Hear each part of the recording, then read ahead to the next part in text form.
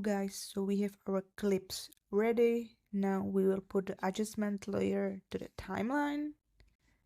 Then we will count 3 frames, cut it there, and we will delete the rest.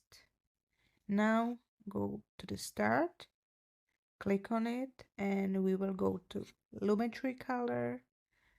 From here, under the basic correction, we will find the exposure and change it to -4. Perfect. Now we will go to effect controls, and here we will look for opacity.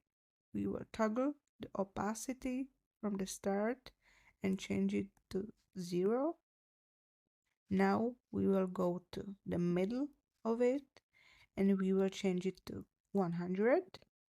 Okay, and in the end we will also change it to 0.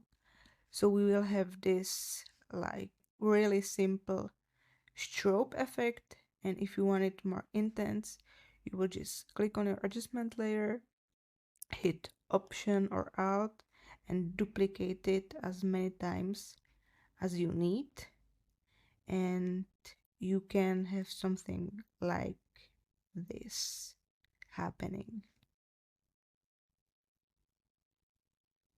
So yes guys, this was really quick, and see you in the next one. Bye.